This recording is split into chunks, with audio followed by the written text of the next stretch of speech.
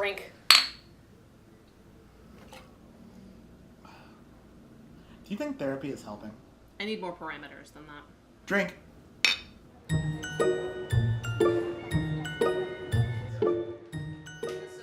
All right, Chris, back right here, please. Both of you guys are gonna move as a unit this way. Episode 1, Scene 3, Take 2. Wait, so there's actual people here? See, I thought the whole point was that there were no people. How can you be pitching me a computer hide and seek in context of what we're talking about and have other people being involved? Well, you're gonna hide from the other people. This is a thing we're filming tomorrow.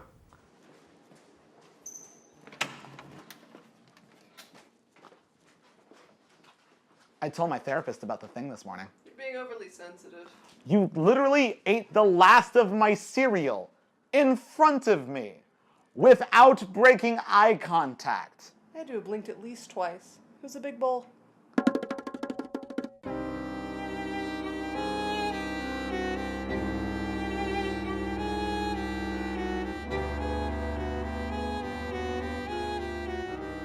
So Sam and Pat Are Depressed is a comedy mental health web series about two friends and roommates who are in therapy and who make jokes and talk about their sort of individual therapy experiences and living with mental illness. I always pitch Sam and Pat as a show about how you can talk to your therapist about anything except your therapist. It's a lot of observational therapy comedy is kind of the style that we're going with.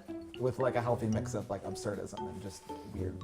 So the inspiration for Sam and Pat is pretty simple. It's us. Yeah. We lived together for 2 years. We're very good friends. We went to grad school together, and we are also both depressed.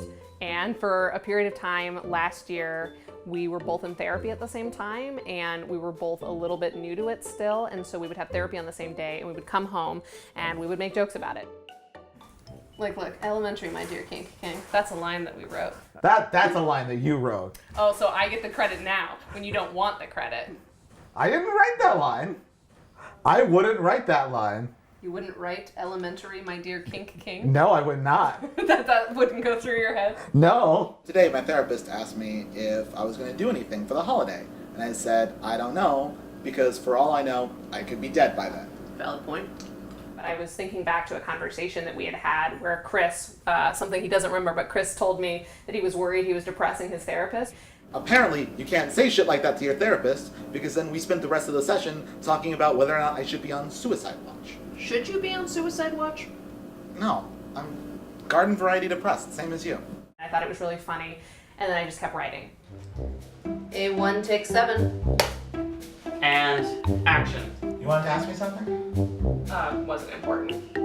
That sounds like bullshit. Your mom sounds like bullshit. Bluegrass is not that big of a scene in New York City. It can't have that large of a community. Season 1 covered just sort of like different little topics about therapy, and season 2 definitely keeps up that structure. Each episode's about a different sort of therapy observation, but we also get to go deeper into the character stories. We get to talk about the decision to go on medication and what sort of that entails, you know, what kind of anxieties you have beforehand and what going on medication really means for like you and the people in your life. This is the second character that I've written for myself that I've acted as, and I definitely feel connected to her.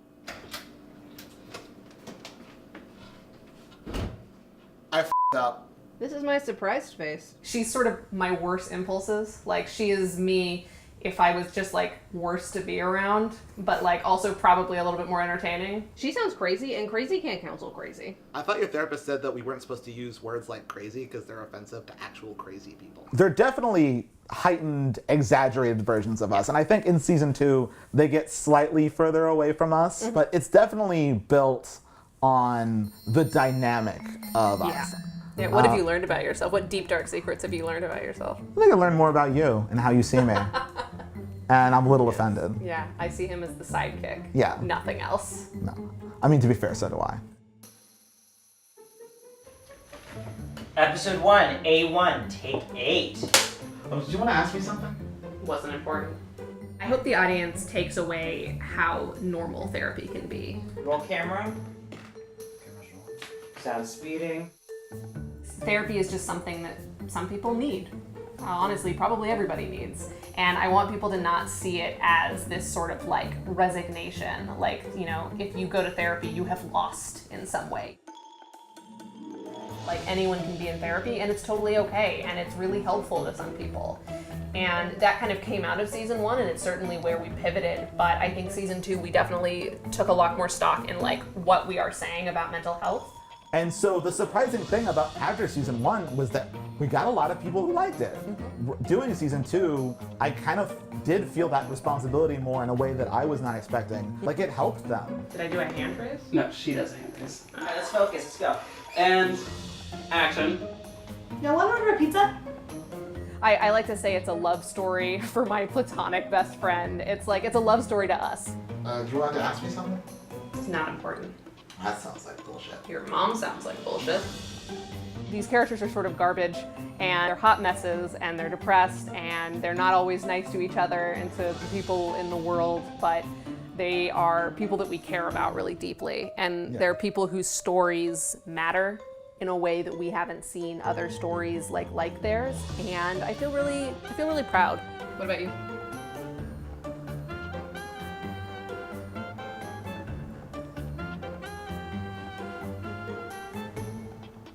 It's helping. Chug.